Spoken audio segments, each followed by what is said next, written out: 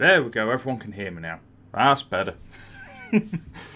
Right, guys, so this is the podcast for January for Gaming. We are live on Twitch, so excuse me if I'm talking to chat. If you're watching this on YouTube, I will be exporting this to YouTube afterwards. So, going to go through a few bits. First of all, do a review on Sea of Thieves, do a review on Pokemon Let's Go Eevee, and also do a review, go through the new releases for this month, what I'm hopefully looking at picking up, things like that. So what you will see a little bit different on this, I've hidden the bar from down this side that showed follows and what have you. That's only going to pop up when people actually follow for 10 seconds, and then have the alert up here. We've also got a donation one down here, and if you look down below the video on Twitch, or if you go to my Twitch channel if you're watching this on YouTube, you'll also see all the about me, where to follow me, where to pick everything up from. So I've revamped all of that as well. So the one thing we've got down here is we've got a donation goal. Yes, we're going for £150. I'm not worried too much about when it actually goes. This is pretty much to get me a capture card so you guys can see my gameplay from PlayStation and from the Switch as well. Now I'm going to look at getting one of the USB ones that will do everything, pretty much record it all with just a plug-in rather than me having to have it linked up to my PC and that sort of thing as well. So without further ado, let's do a bit of a review for Sea of Thieves. Now, if you've not played this, it is brilliant. It's on Xbox and PC. On the PC, you have to run it through Xbox Live app, so you have to be on Windows 10 for a start. It's a beautiful game. It's absolutely mad. So basically, you're a pirate, and it's always live. So you start off in the bar, you find a quest, you go out on your pirate ship, you can go to islands full of skeletons, you can go to attack different ships. There's a kraken that's around that will absolutely mess up your ship, sink you, and pretty much eat you. There's a megalodon as well. They tend to just take a chunk out your ship, so you're running around like a headless chicken to repair it and put all the wood on the holes and what have you. Now, I've been playing this a few times. I've been playing it on my own. You can do it solo. It is a bit of a struggle. In all fairness, with solo, you're only really going to be using a sloop. It's the only way. There's basically three classes of ships. So there's sloop, there's a brigante, and there's a galleon. So a sloop only has two cannons. It's the fastest ship. It has one set of sails. Obviously, you basically control everything. So you control the length of the sails, the angle, the rudders, the anchors, the cannons. You can actually fire yourself out of the cannons, which is brilliant fun. So if you want to get on an island quickly or stuff like that, you can load yourself into the cannon and fire yourself out.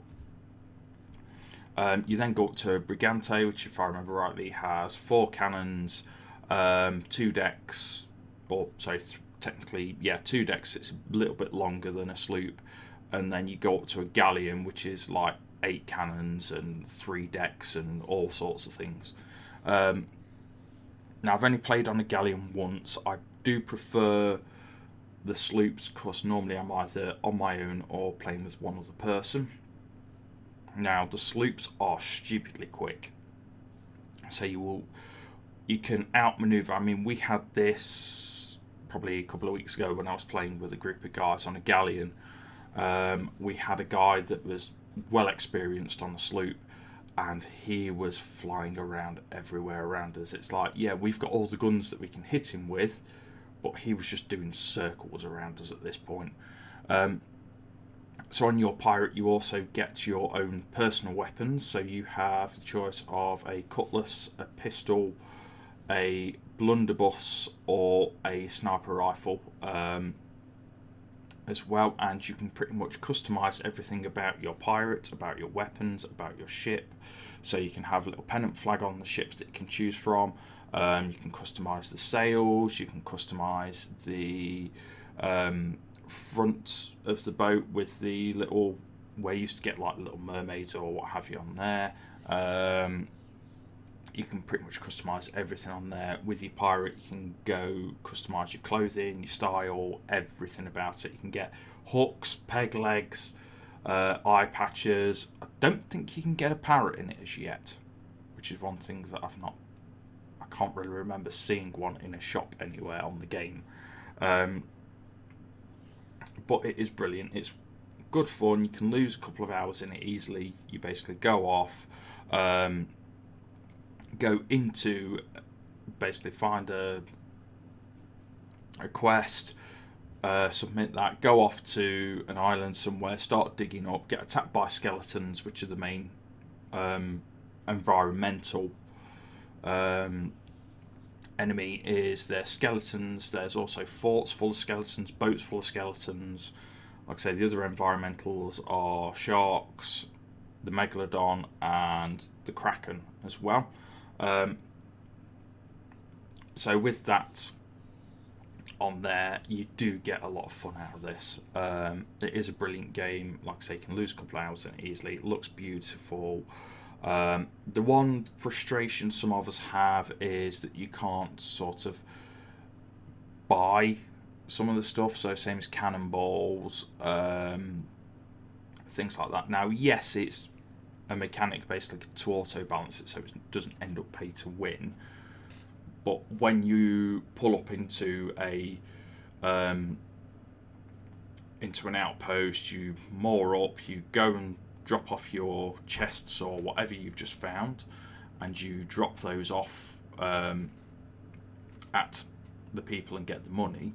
You then have to go for 10 minutes running around this outpost, checking barrels, finding your bananas, finding your wood, finding your cannonballs on there. So one of the things we were discussing this the other night was we would like to see that you could buy these items.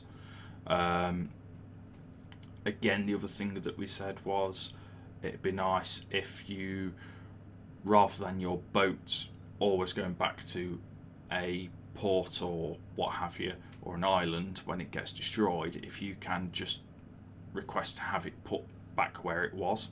The other thing we're on about is with the quests, if you've got a chest on your boat and you have to quit or the game crashes or anything like that, and you're partway through a quest, that's it, the quest is stopped. You have to start it again from scratch. If you've got any chests, they automatically come off your boat, and it's pretty much a bit of a pain in the backside really, because you've got to spend another hour or whatever doing that part of the quest when you start. Now, one of the good things that we do get and do enjoy is basically because it's always online, you have the PvP element, and it's always quite fun when you come up against someone that's really skilled on another ship of a similar size and you're having a bit of a fight and a bit of a duke it out. Unfortunately, I've generally lost most of them. But one of the cool things, there's a few guys on YouTube and things like that do a lot of messing around with players. So one way we did it was when we had the galleon got sunk. A couple of us were stranded on an island while one went back to get the boat. One of our other teammates actually managed to land or get onto the enemy boat. And when he got onto that boat, he was basically running around. They didn't know he was on there and basically telling us where they were going, what they were doing. I've also seen people on YouTube trolling people by just literally picking up a chest, taking it, hiding it in the crow's nest, moving it around when they've jumped off the ship, and they're all the guys are there looking for these chests that are magically moving. So it's brilliant. So yeah, definitely recommend it to anyone that's not tried it. It is a good laugh. You can, like I say, you can play it on your own for a bit of a laugh, or you can, obviously it's groups of up to 4 for yourselves. Past that, we did say we'd like to see them move it up and go up to 6 or 8 or something like that, that you're not having to do loads of things on there. So it's just one of those things, unfortunately, that we've got to see what they do bring out. I mean, it did have a lot of issues when it first launched, from what I've been told, but now it is absolutely brilliant. It's spot on, it works brilliantly, so we'll see how it goes from there. Okay, so I'm just going to do a quick BRB screen, and then when we come back we'll talk about Pokemon Let's Go Eevee.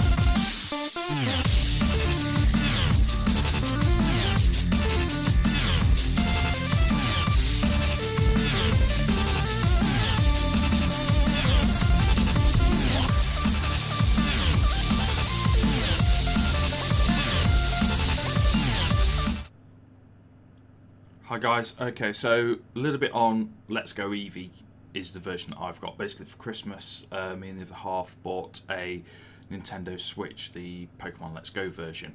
Now, it's one of those ones where you get the Pokemon game of your choice pre-installed on the actual Switch device, and you also get a Pokeball Go Plus controller in there, as well as the actual dock and everything being customized colours, so you get one of these. Now, these are brilliant. You can use it to either control the game, because you actually only need a thumbstick and 2 buttons to play the game, or you can link it up to your Pokemon Go and use it. Basically, if you're out walking and doing Pokemon Go, it flashes if there's a Pokemon nearby. You press the top button, it either catches it or fails it. It's basically an auto generate randomly thing of if it's going to catch it or not, but also it automatically spins any Pokestops that you happen to walk past or within the circle for. So it's really cool in that sense. The reason I got that was for my other half, so she can have that when she's at work and things like that, just have it under the desk at work, because her workplace is practically on top of a Pokestop.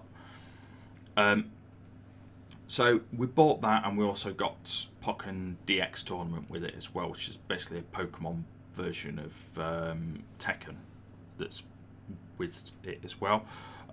So with Let's Go Eevee, now it's basically Pokemon Yellow, so you are in the Kanto region doing the original gym battles, which for me that was a big selling point, because I had Red, I had Blue, I had Yellow. They were my first Pokemon games ever on the original green and black screen Game Boy. Then I bought a Pokemon Colour, the yellow version that came with Pokemon Yellow, and also came with a Exploder card, I think it was, that came with it, so I could actually get Mew on there as well.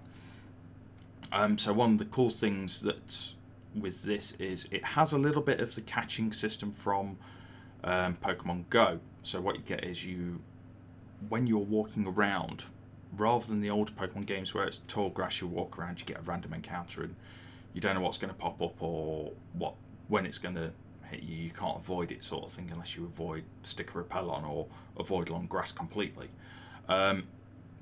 With this, you actually see the Pokemon pop up, so a little bit like Pokemon Go. You actually see the blue swirls if it's tiny, the red swirls if it's huge. You can also see the actual Pokemon itself. I've not yet seen a shiny one to tell you if the shiny ones show up on that part, or if it's when you get into the catching screen for that. It's a similar mini game to what you get with Pokemon Go for catching, so there's no more battles, weaken it down, then chuck a Pokeball at it. It's literally, it's on the screen, you pick the Pokeball up, use your Joy-Con or the Pokeball Plus controller, and you basically, when you're doing it, you go, right, 1, 2, 3, plot, 4, get ready, then you have your Pokeball in hand, and then you literally throw it as though you're going to throw the Pokeball. Now with this, you do have to do a bit of a throw. With the Joy-Con, you can either, I've not got one to hand, so they're downstairs, but you can either flip down or you can flip up and it will launch the Pokeball. Now the one thing that annoys me with the catching system, while I do enjoy it because I do play Pokemon Go and enjoy that as well, the one thing that annoys me on this is if you have the Switch in portable mode, so you have the Switch in your hands, you have the two controllers, you don't have any way to move the actual Switch and pick it up on the accelerometer. You use the stick to move left and right. Whereas when you've got the Joy-Con in your hand and you throw, if you throw in a diagonal direction, it throws the ball that way. Now, it's not brilliant because the one frustration for me is when you get the Pokemon that move side to side and have lateral movement when they are doing either being feisty or attacking or what have you. So one instance of this was last night when I was trying to catch Rapidash. Because it was hopping side to side on my screen, as you get ready and try and throw it, if it's moved and you've already started the motion, you can't simply flick round. It just launches the Pokeball wherever you were looking at.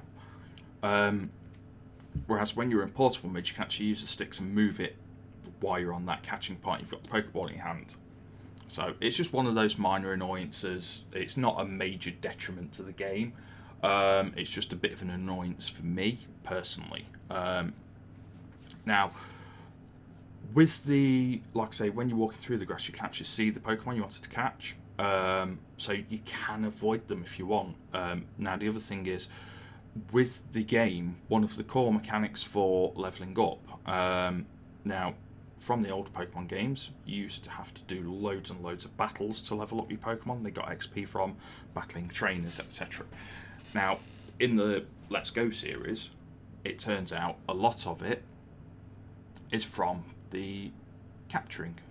So as you're catching Pokemon, you will get a lot more XP because you'll get the streak XP. So if you've caught more than one in one go. Now, this is apparently the way to get a shiny, is if you do a massive streak, you can then get shinies. Now, my plan is, because I've sunk about, I'd say, I think it's on 12 hours now into the game. I'm just going through the story at the minute, going to do that, go through as little effort as I can as possible on there, and then go back and do all the capturing shinies and things like that and finishing the Pokedex off. Now, one of the cool things on this is, like I say, apparently you can catch streaks and then you get the shinies. Now, I've had, when I was playing at Christmas time, I did a streak of about 12 or 15 Pidgeys, never saw a shiny Pidgey, so I don't know what the number is, if it's going to be something stupidly high.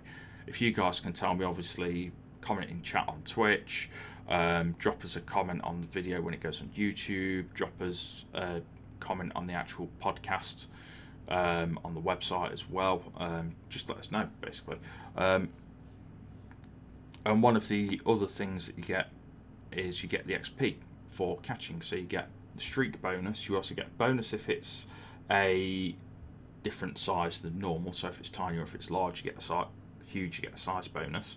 And you also get a bonus for if you are if you get like a great throw or an excellent throw or a nice throw, anything like that, you get another bonus on that as well. So there's quite a big potential for bonus XP on this.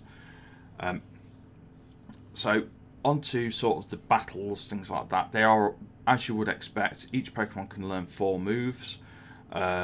You can go through, and on the actual Pokemon battles when you're going through, you have the usual choice of fight. They've narrowed it down to 3 choices now. You can't run anymore, which is a bit annoying on the random encounters, because if I remember rightly, I'm sure you used to have the chance to run away just so you could go back and get healed at a Pokemon Center. But it's a fight, switch Pokemon out, or use something from your bag.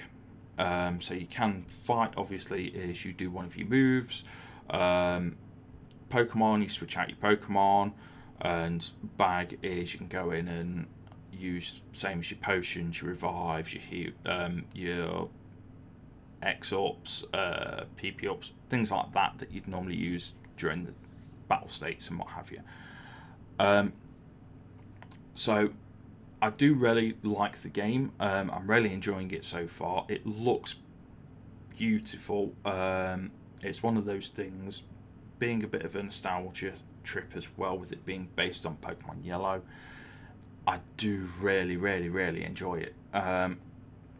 This is pure and simply because it's Pokemon Yellow. It's the original Kanto region that I sunk hours and hours and hours into as a kid.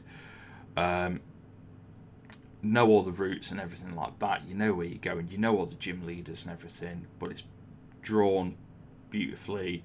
It just looks brilliant, and I'm really looking forward to the proposed Pokemon game that's coming out later this year. It's going to be a full Pokemon game on Switch. So hopefully that one does a similar effort, but brings back the normal catching and things like that. But we'll see how that one goes. We don't have a lot of info on that, unfortunately. I'm sure they'll bring it all out at E3 and go through on there. So we're just going to go to another BRB screen. Then when we come back, we'll talk about what's coming up this month for releases, and also go through what I'm hoping to pick up if I can.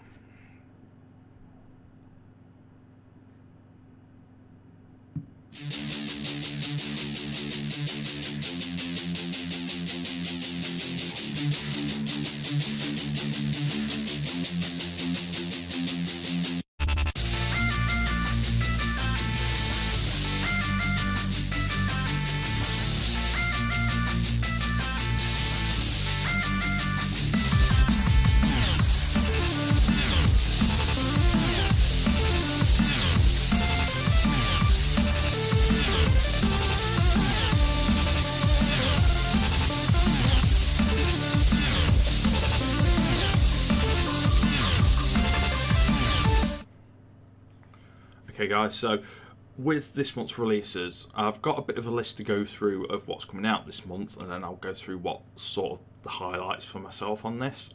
So already gone, seeing as we're now on the 13th. So you've got Pikaniku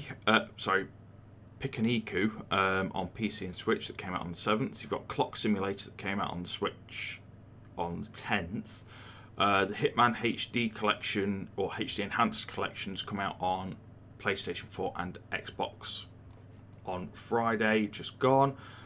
You also have Hive Jump that's just come out on the Xbox and Switch on Friday. You have Mario and Luigi Bowser's Inside Story and Bowser Jr.'s Journey, which came out on 3DS on Friday. New Super Mario Bros. U Deluxe has just come out on Switch on Friday. Tales of Vesperia Definitive Edition is out across the board, so PC, PS4, Xbox and Switch. And then looking forward to this Friday coming the 15th, you've got Onimusha Warlords coming out across the board, so PC, PS4, Xbox and Switch. You've also got Telltale's The Walking Dead The Final Season Episode 3 Broken Toys, which is again on Friday across PC, PS4 and Xbox. Going into a week on Monday, which is the 17th, which is a bit of a bizarre day to release games. It was used to be a Friday, but okay. Is Hell Warders on PC, PS4 and Xbox. You've got YIIK, a postmodern RPG on PC, PS4, Switch and PS Vita coming out on the 17th as well. And then moving on to the 18th, one of the big games for me is Ace Combat 7 Skies Unknown, and that's coming out on PS4 and Xbox. That is going to be out on PC as well, just a side note, on February 1st on there. And you've also got Travis Strikes Again, No More Heroes coming out on the Switch.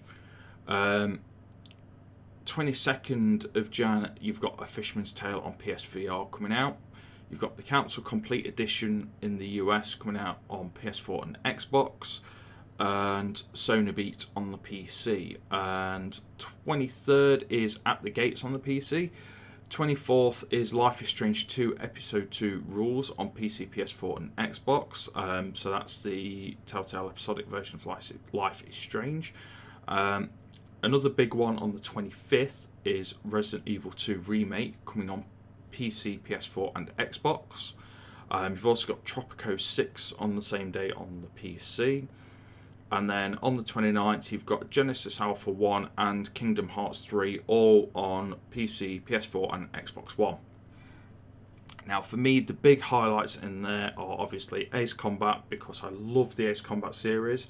I do wish I had PSVR so I could experience the actual VR missions that they've got going in there. Ace Combat never fails to be a beautiful game, and also is always a good winner in anyone's book. If you like any sort of flight simulator, or you like any sort of fighter jets, things like that, it is always a brilliant game. Another one on there is Resident Evil 2 Remake. Now, I have got the one-shot demo downloading at the moment on my PS4, so that's going to be really fun to play with on that, going back to Raccoon City. I'm hoping with them doing the first and second Resident Evils as remakes that we do actually get a Resident Evil 3 remake. If they do, I'll be on that straight away, just because that is my favourite out of the Resident Evil games. Just Nemesis is just always been one of my favourite enemies in the Resident Evil games. Kingdom Hearts 3, I may look at it when it drops in price a bit, that sort of thing. Only reason for that is I do like Final Fantasy. I've played the original Kingdom Hearts, but I'm not a massive fan of them. So that's pretty much the list for there. So we are currently running at around half an hour, so we'll call it a day there just for the podcast side of things.